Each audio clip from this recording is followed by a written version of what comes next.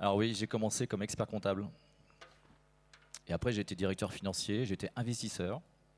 Puis j'ai monté une banque d'affaires, comme l'a dit Camille. Et là, j'ai fait pas mal de levées de fonds. Une équipe de 25 personnes, on était leader de la levée de fonds. Et j'étais assez étonné en préparant les dossiers d'investissement de voir que les entreprises ne sont pas toujours cohérentes, il y a des petits dysfonctionnements. Bon, alors, on s'habitue, c'est normal. Puis un jour, comme l'a dit Camille, je vois une boîte qui s'appelle Exclusive Network.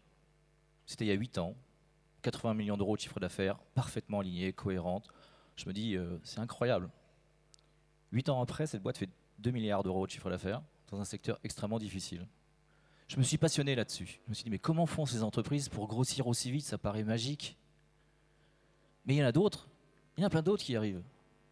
Et peut-être ici, certains d'entre vous, ou certaines, ils sont en train d'y arriver. Prenez Altrad. Vous connaissez l'histoire d'Altrad? Il y a 11 ans, c'était 200 millions d'euros, énorme 200 millions d'euros de chiffre d'affaires.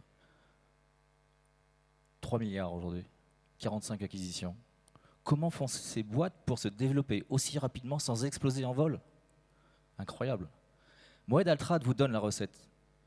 Il dit « La difficulté est de croître en gardant une âme commune ».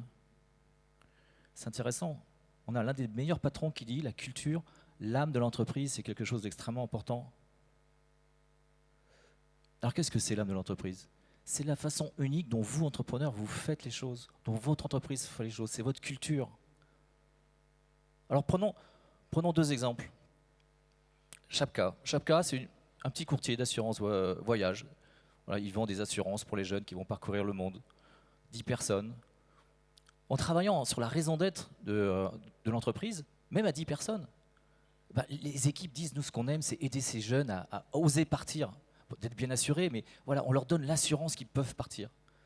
Donc leur raison d'être, c'est de permettre aux jeunes de se découvrir et de découvrir le monde.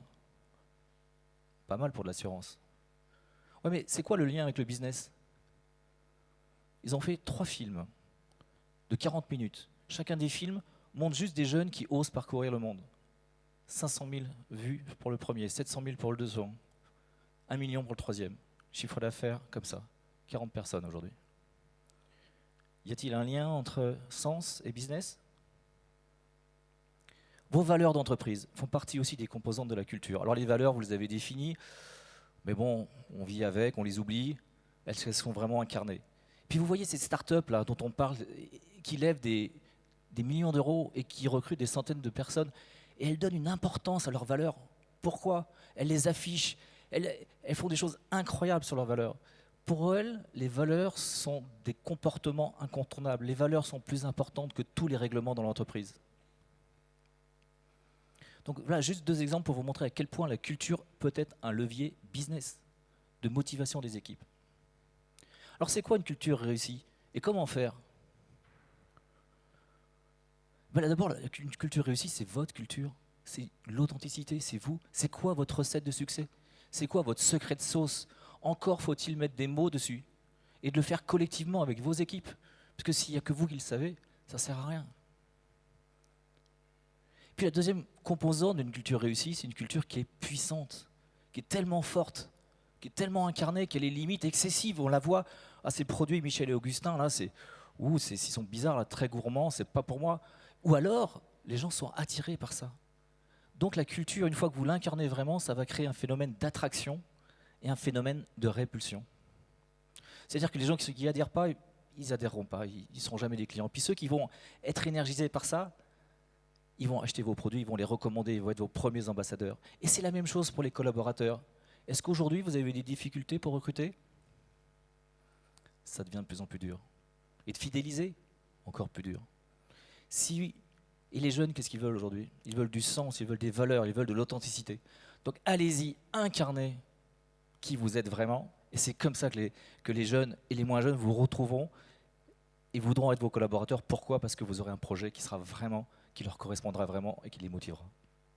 Alors qu'est-ce qui se passe si vous ne le faites pas? Parce qu'on n'a pas le temps, parce que le business est prioritaire, comme d'habitude. Et bien si vous ne le faites pas, vous allez prendre, les clients vont être disparates, et puis vous allez avoir des clients qui ne vont être pas en phase avec vous, qui ne vont pas apprécier vos produits. C'est des clients qui sont perturbateurs, j'imagine que vous en avez quelques-uns parmi votre portefeuille de clients. Donc, ils sont difficiles à gérer. Donc, vous mettez vos meilleurs talents pour gérer ces clients qui perturbent votre organisation. Mais au bout d'un an, votre meilleur talent, il en a marre de servir des clients qui sont toujours à râler. Donc, il part. Un client toxique dans votre organisation, qui n'est pas compatible avec vous, il n'est pas toxique parce qu'il est méchant, il est juste toxique parce qu'il est différent de vous.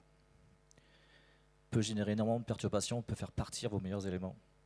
Pareil avec les recrutements. Un autre exemple. Vous avez un nouveau directeur commercial à recruter. Vous avez plusieurs CV, vous envoyez un qui est parfait. Vous rencontrez cette personne, il n'y a pas le fit. Vous la prenez quand même, elle a un CV idéal.